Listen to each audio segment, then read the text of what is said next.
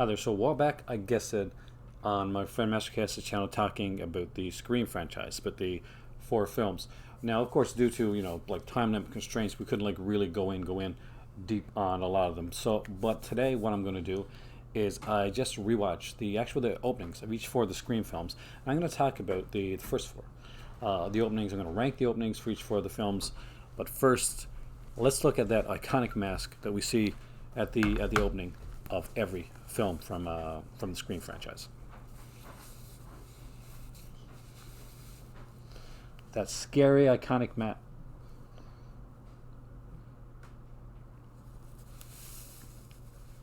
Okay, so this isn't the mask, but in all honesty, when they were making Scream, it took them a while to find the mask. They actually looked all over, and they had a lot of different choices that they could have went with. They eventually did choose the iconic mask, and that's right here. So this is actually Father Death. The whole Ghostface name, Tatum's character says it in the movie Scream, but it was never, wasn't meant to originally be the name of the killer or the name of the mask. Now, if you were to buy this now, it's a Scream mask, it's a Ghostface mask. But when you initially were gonna buy this would have been the Father Death mask, and the killer could have easily been named Father Death in the franchise. So, neat little fact. I'm a huge Scream fanatic, and have I seen the latest one? Not quite yet, but that's coming. Anywho, it's really easy when you're ranking the openings to Scream to know what number one is going to be, and to know what number four is going to be. Let's be honest. The number one and number four, they're pretty much set in stone. I don't think there's anybody that's going to say Scream 3 is going to be number one on their list of the openings for a Scream film. So let's get into that. Let's start with number four, and the worst opening to Scream, and definitely the least interesting one is Scream 3. We get Liev Schreiber, who was think about that for a second. How amazing is that? That they cast Liev Schreiber as this important but background character in the initial Scream film. They had literally a couple seconds of screen time, really, as the supposed killer of Maureen Prescott, a guy wrongfully convicted, and then Liev Schreiber, he definitely was a bigger actor afterwards, and he got to do a lot more. So it was easy for them to say, okay, when we make Scream 2, Liev Schreiber is going to be a bigger part of it, because we were smart enough to cast Liev Schreiber in this movie. But part 3 starts off using one thing that I really, really hate. So for most of these films, we have Roger Jackson as the voice of Ghostface. So if you don't know Roger Jackson, he's a voice actor, and he's really, really good. So anytime you hear that whole, and I can't do it, nobody can do it the way Roger Jackson can, but the whole hello Sydney type of thing, right?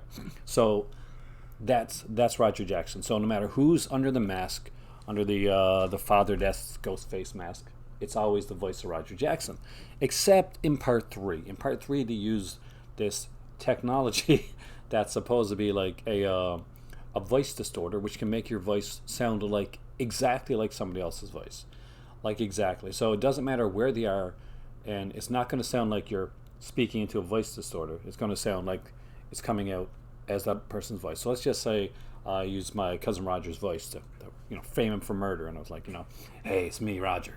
I'm outside. You kind of let me in, and they open the door, and it's not Roger, it's me with a big knife, and I start stabbing people. But the thing is, that doesn't exist in the way that, especially around that time, that you would think that that technology exists. And two, it doesn't matter what type of voice you're using, it's still going to sound a bit like you're outside with a thing to your mouth. That's just it's the way technology works. So Scream 3 has a plotting type opening. I love seeing Kelly Rutherford. Big fan of hers from back in the days of Generations, and I think she was on Melrose Place as well. But we've gotten to the point, there's another opening that kind of makes fun of the trope of the shower scene, where basically the horror film has to have that sequence with the pretty blonde girl like getting in or getting out of the shower. It's the nudity tease. So for those who don't watch slasher films or those who watch like the meta slasher films, the nudity tease is the shower scene. So basically, in a lot of slasher films back in the early '80s, especially around '81, '82, there'd be a lot of scenes in like where where the girl would be getting in the shower. It harkens back to Psycho, is where it originally comes from, and a lot of times the shower scene is when you think you're going to get the nudity, but you actually don't. Like they'll hear a noise, or a phone will ring, or a doorbell will ring, or they'll hear a knock on the door. A cat or something will rustle in the background. I don't know if cats rustle, but you know what I mean. So there's that sting of like the outfit comes down. You see the back of the legs usually, or you see the shoulders, and you think you're going to get nudity, then you hear a noise. They pick their clothes back up, put it back on, and they go and they walk. It's a trope. It's not really used in Scream films that much. It's actually made fun of in Scream films in the opening to another one that we're going to talk about, but it's actually used here, and it's not done in a winking, nodding way to use the trope. They're actually writing in tropes that have been made fun of previously in other films. So it doesn't work as well. One, yes, I love seeing Kelly Rutherford getting ready to take a shower. That's fantastic. But it kind of breaks it for me right away in the beginning. Like, okay, now it's not a film like a slasher film, like a smart slasher film that's playing around with the tropes of the genre.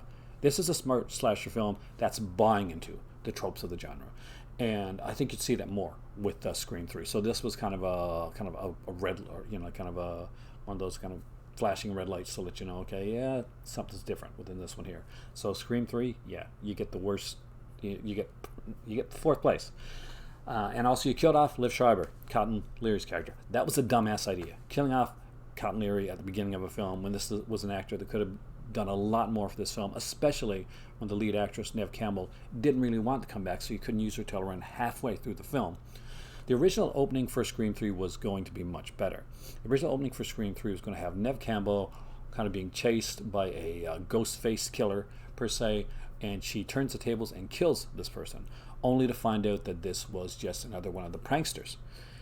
This would lead into later on in the movie, where Neve Campbell is off in the woods doing one of those those helplines where call in for help, but because she's been traumatized by it.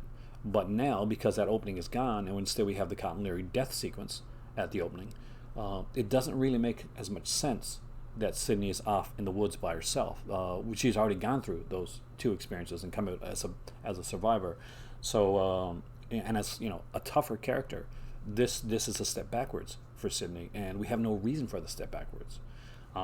There was initially at the beginning of the film, but we didn't get that. So there, in part 4, in place number 4, Scream 3, your opening, it was not good, and it does not work, and you can tell that's not the original opening of the film. Now, for third place, this is where it gets a little harder, because we have part 2, and we have we know it's going to be number 1. We know it's going to be number 1. We've got part 2 and we've got part 4. Now, part 4 deals a lot. It goes meta and meta and meta in the fact that we get like an opening, then which is a fake opening, which is another fake opening, which leads into the real opening. And in part 2, we get the theater sequence, which in actuality is almost impossible to play out. Like, you couldn't do it, but it's a lot of fun. So with that being said, I'm going to give it to one of my favorite Scream sequel for the third placement, for the third best Scream opening, and that is Scream 4. Scream 4 has a very fun opening. I love the fact we get a lot of we get like Lucy Hale show up first, of course, from Pretty Little Liars, and will later go on to be like in a lot of other shows.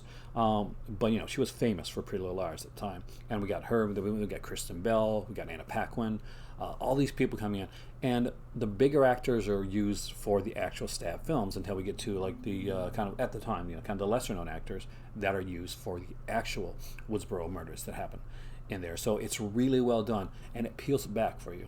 You get Lucy Hale, and so Lucy Hale, because you always had famous people like in the at the opening of the Scream films. But Lucy Hale's like, okay, she's famous. I guess she's the one that's going to get killed. Then it peels it back as no, Lucy Hale's is the actress in this movie playing this character. And all of a sudden you got Anna Paquin and Kristen Bell. And like, okay, well they're the real people that are in for the opening of the film, because of course you do, because it's like the stunt casting thing of having the famous people getting killed at the beginning of the film, and then that turns out to be a film as well. And then we get the actresses that are the real people from Woodsboro, and we get a more of a typical like style opening, and it's brutal and it's good, it's fun, and the Kristen Bell like Anna Paquin part still my favorite part of that, where Kristen Bell pretty much just, because you always got somebody who doesn't like horror movies, and they make fun of horror movies when you're watching horror movies, and so she's like, she stabs her. She's like, oh, I can't believe you like that film. So he's like, oh yeah, sometimes people really can snap. So yeah, it's creepy, isn't it? I said but it's a lot of fun, and there's a catharsis there, and I see how they put it in. They put a little different, it's layered. I love the fact that they use the fact that there's they talk about all the other stab films. Now that there's more stab films in the Scream franchise than there is anything than there's anything else. So there's like stab films with time travel at this point. So it just tells you how silly sequels can go. And we know that if you've ever watched a Friday the 13th or a Nightmare on Elm Street film, those things go nuts. Or a Leprechaun film. But so that puts number 2 as number 2. Okay, so number 2 makes very little sense in a lot of ways, but it's great. So we get Jada Pinkett Smith, and we got Omar Epps, I think is in that as well. Omar Epps, right? And they're going to watch Stab, and they're going to see Stab in a theater that can only exist in the imagination of a writer in a film. Because here's the thing: as they go into the theater with these free tickets, they're each given a complete full Father Death costume. By the way, the Ghostface costume, they're each given one. As is every person that goes into the theater, are wearing these Stab costumes, and they're all running around the theater, and they got like these kind of, they even gave them a fake glowy knife. Oh, cool, yeah. So a fake glowy green knife, right, for the Stab film. And now, remember this. This is not like Friday the 13th Part 4 or 6 or 8. No, this is the very first Stab film that's been made. And people are saying, well, people go a little bit like fun and crazy like in the theater. But this is a movie that's a slasher film that's purportedly, I think, directed by Robert Rodriguez in film. That's based on a true murder case that happened a few years back. So this is a book. This is not a book like, a young teen novel or like I Know You Did Last Summer or something like that. No, this is like based on a true crime novel, and you can see that it's been like very much Hollywoodized. We got Heather Graham playing the Drew Barrymore part as Casey Beckett later on. We'll see Luke Wilson as Skeet Ulrich's character, and we'll see Tori Spelling as Neve Campbell's character, as a joke, as a throwback to a joke in the original film where Neve Campbell says, with my luck, if they ever made a movie about my life, do you get Tori Spelling to play me? And they actually do. It was Tori Spelling thought it was funny, so they used it. And it does actually plays with the trope. So in the first film, Casey Beckett, she's making popcorn. It's played by Drew Barrymore, and she's on the phone, and she gets the phone call. But in this one, Heather Graham's up. She's going to get the shower. The shower trope. Remember, I said come back to that shower trope. They make fun of it here in the one, because basically everything in this like film version, like Stab, is Hollywoodized. So basically, there's the nudity sequence, and also there's flashes, and we see the Ghostface character like on the roof of the house, like in the window, like all over the place, places he couldn't be, but it's just ridiculously over the top, and it's meant to be over the top. This is the way that it's meant to be. Unfortunately, Scream 3 is over the top in the wrong way. But it's giving we got a commentary inside of a commentary at this point. We're looking at what can happen when things are sensationalized. So you have to remember, this is around the time of like things like the OJ trial, where people were literally like watching it on TV to see what happened. It was like, it was like more fascinating than your local soap opera stuff. People were watching this on TV, and court TV was becoming a big thing. So to see like sensationalized versions of films. And if you watch like anything Lifetime Channel or those NBC unauthorized versions, Saved by the Bell or Dynasty, you know exactly what I'm talking about. They take like a little bit of fact and just like kind of blow it up. And it's really neat to see that done. But what we're really seeing here, that's just a little part within the film, because what we're seeing here is Jada Pinkett Smith, who's not really wanting to watch this film, which that makes it even more tragic. We hear for a second her name. Her name is Maureen. That'll come back later on. But it's a great setup, and it's just thrown away. It's just tossed away so easily that it can be something that you don't even think about.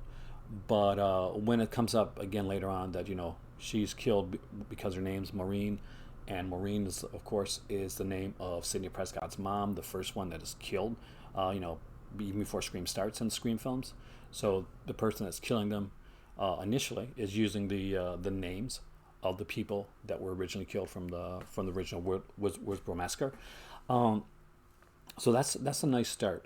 We get though sequences that couldn't happen. So yes, maybe the killer gave them tickets to go see the movie. Like maybe he sent them tickets, or you know, you won tickets and put it in the mail. Okay, but the killer also has to be sure that one, these people are going to go see that movie when the girlfriend is not a fan of horror movies.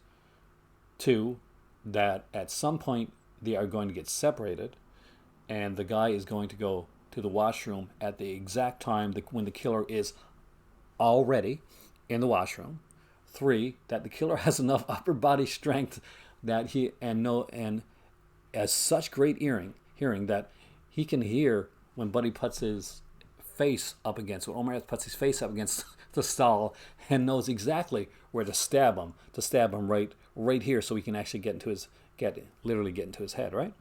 And you pick on that aspect of it, you know, getting into his head, and then it has to have done it in such a way that the two people that are outside, which are their only reason, you had to know there was two people going to be outside using the washroom at that same time, so that Omar Epps would go into that stall, and those people would have to leave in that period of time, and there'd have to be nobody else that would come back into a crowded theater washroom, so that he could perform the murder, take the guy's jacket, and go out without anybody noticing, and hide the body within a few seconds as well, and then go back and sit in the seat.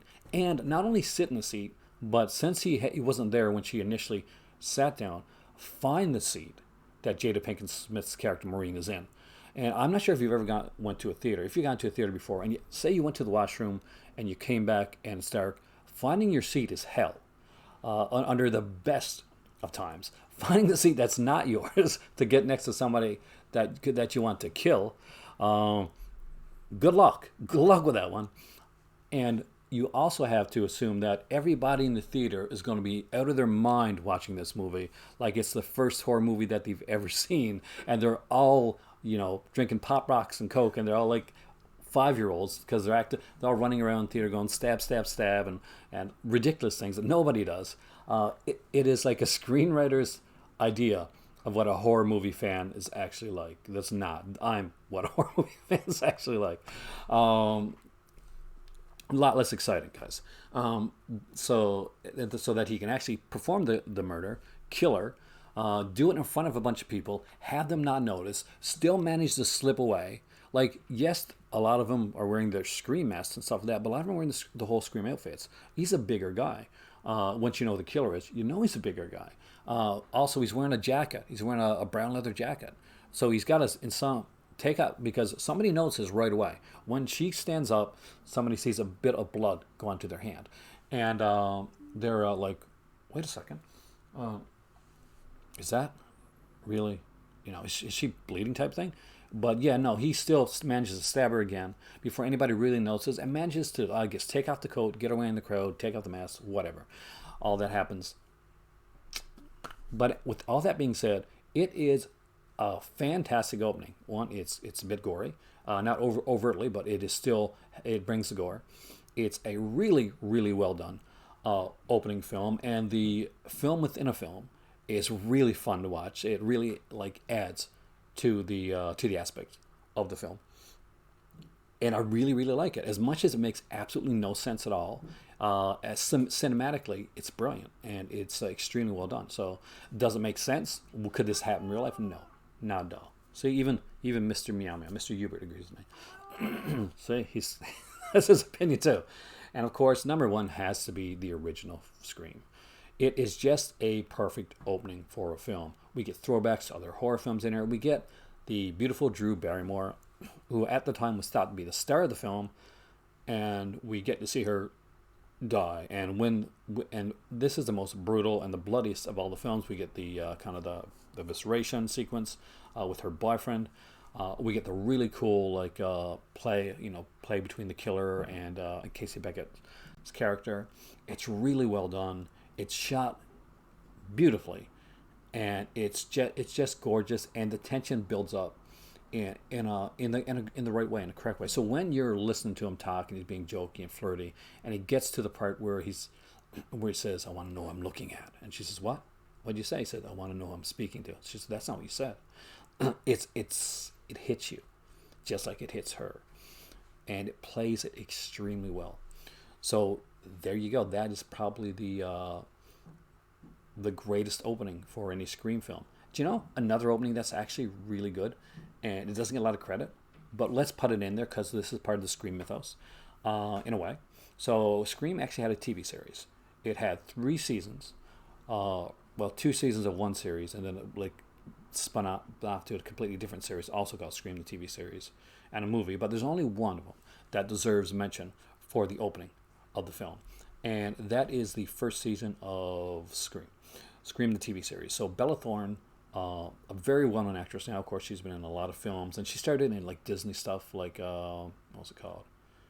The one with Zendaya. She played they were dancing, she was a dancer on this show, not Step It Up. That's a film. But anyway, so Bella Thorne, strikingly beautiful woman, and she plays the role of the kind of the snarky, kind of the bitchy character, and it has gorgeous shots at the beginning of Scream the TV series. We get to see, she goes into her house. We get a modernized version of it. We get text messaging, as opposed to the creepy voice as well. It's just so well done. We get to see her use her because it's an MTV show, right? So there's gonna be music, so she's gonna put on music, of course, and she's gonna get into her hot tub. It's brilliantly done, and it's a really fantastic opening. And if I was to place it anywhere within the echelon of the 4 Scream film openings, I might actually place it just above 4, actually. So there you go, and updated opening. Scream 3 gets the bottom of the barrel opening. Then we got Scream 4, which is definitely a big step up. Then we get Scream the TV series, season 1, the opening, fantastic. Then we get Scream 2 in second place, and Scream the original in the first place. Let's Shake It Up. There it was. There you go. I was saying Step It Up because that's Step Up movie. But there you go. So not only did you get a ranking for all 4 intros for the Scream films, but you got an extra one put in there as well. And maybe a few facts along the way. So I guess it's time for me to go on my killing spree. And before I do that, I'm trying to think, what puts terror in your hearts more? Father Death, or I guess this is Mystico, probably.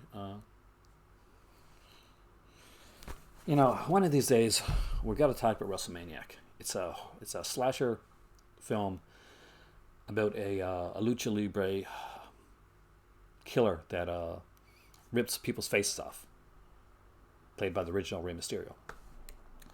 Yeah. Also, it was the first movie that I watched with my better half, because you got to make those good impressions right away. Anyway, hopefully you've enjoyed the latest Scream film that I haven't got a chance to see it. Let me know if you like this list, you want to see more like this. I am Aaron.